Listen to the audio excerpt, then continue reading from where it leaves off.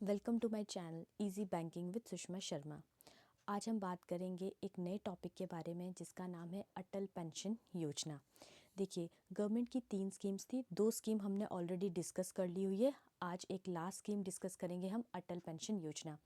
इस स्कीम को बताने से पहले मैं आपको ये बताऊंगी कि इसकी इम्पोर्टेंस क्या है, क्योंकि अगर मैं सीधे ही बता दूंगी कि ये क्या है, क्या क्या करना है, तो आपको शायद ये उतनी इफ़ेक्टिव ना लगे। इसीलिए सबसे पहले हम डिस्कस करेंगे कि इसकी इम्पोर्टेंस क्या है। देखिए, जैसे गवर्नमेंट जॉब वाले क्या करते हैं, पूरे साल हमेशा जॉब करते हैं 60 साल के बाद उनको पेंशन लग जाती है।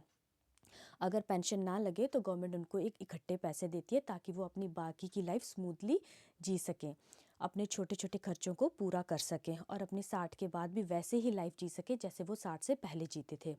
लेकिन उन लोगों का क्या, जो लोग अनऑर्गेनाइज सेक्टर में काम करते हैं। अनऑर्गेनाइज सेक्टर कौन से सेक्टर्स होते हैं?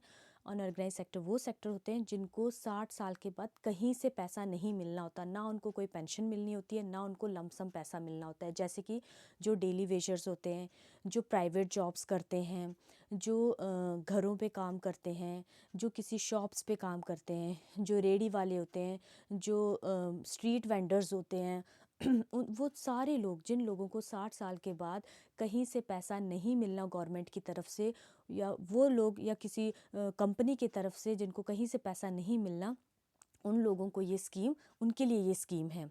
लेकिन ये स्कीम कराएं क्यों? देखिए, ये स्कीम आपने इसलिए करानी है ताकि आपको 60 साल के बाद या 70 साल के बाद किसी पे डिपेंडेंट ना होना पड़े अपनी छोटी छोटी नीड्स को पूरा करने के लिए। आपकी छोटी नीड्स क्या है? जैसे अपनी दवाइयों का खर्चा या छोटी बहुत जो डेली वेजर के खर्चे होते हैं, जो डेली लाइफ के हमारे खर्चे होते हैं, उन छोटी छोटी चीज़ों के लिए आपको अपने बच्चों पे डिपेंड ना होना पड़े या किसी और पे डिपेंड ना होना पड़े। इसीलिए आपको आज ही तैयारी करके रखनी पड़ेगी, आज ही अपनी सेविंग्स में थोड़ा बहुत पैसा जमा करें ताकि आपको 60 साल के बाद गवर्नमेंट पेंशन लगा सके और आप अपने खर्चे पूरे कर सके। किसी पे डिपेंडेंट ना होने के लिए ये स्कीम इम्पॉर्टेंट है। गवर्नमेंट वालों को तो मिल जाएगा, लेकिन आप लोगों को भी गवर्नमेंट ने वही फैसिलिटी प्रोवाइड कर रही है कि जैसे वो लोग अपनी लाइफ को अच्छे से एंजॉय और सेल्फ डिपेंडेंट होकर जी सकते हैं, आप लोग भी सेम उस तरीके से अपनी लाइफ को अच्छे से बिता सके। इसलिए आपने अटल पेंशन योजना करनी है। अब अटल पेंशन योजना के बारे में डिटेल में डिस्कस करने से पहले मैं आपको एक बता दूं कि अगर आपको मेरी इन्फॉर्मेशन यूज़फुल लगती है, अगर आपको मेरा चैनल अच्छा लगता है, तो मेरे चैनल को सब्सक्राइब कीजिए, लाइक कीजिए, और अगर आपको कोई भी डाउट हो तो इसके रिगार्डिंग आप मेरे को कमेंट सेक्शन में लिख के दे सकते हैं। तो स्टार्ट करते हैं अटल पेंशन योजना। देखिए, ये कोई नई योजना नहीं है, ये गवर्नमेंट की बहुत पुरानी योजना है, लेकिन अभी भी बहुत सारे ऐसे लोग हैं जो इस स्कीम का फ़ायदा नहीं लेते हैं।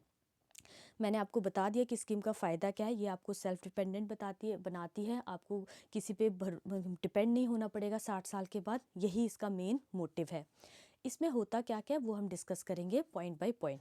सबसे पहले बात, ये अटल पेंशन योजना कौन करवा सकता है? Unorganised sector.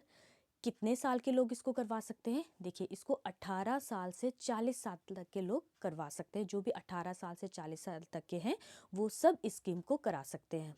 तीसरी बात, इसमें होगा क्या, इसमें 60 साल के बाद पेंशन लगेगी। कितनी पेंशन लगेगी वो डिपेंड करेगी आप हर महीने कितने पैसे जमा करते हैं। इसमें अगर आप चाहें तो 1000 पेंशन लगवा सकते हैं, 2000, 3000, 4000, 5000। 5000 तक का आपके पास ऑप्शन है। आप जिस हिसाब से पैसे जमा करेंगे, जो भी आप चूज़ करेंगे, आपको उस हिसाब से आपको पेंशन लग जाएगी। कितना पैसा देना होगा वो डिपेंड करेगा आपकी एज पे। जितनी कम एज में ये पेंशन करवाई जाएगी उतना ही कम आपको प्रीमियम बनेगा। एग्जाम्पल के तौर पे अगर हम देखें, जो 18 साल के होंगे उनको 210 रुपये देने हैं।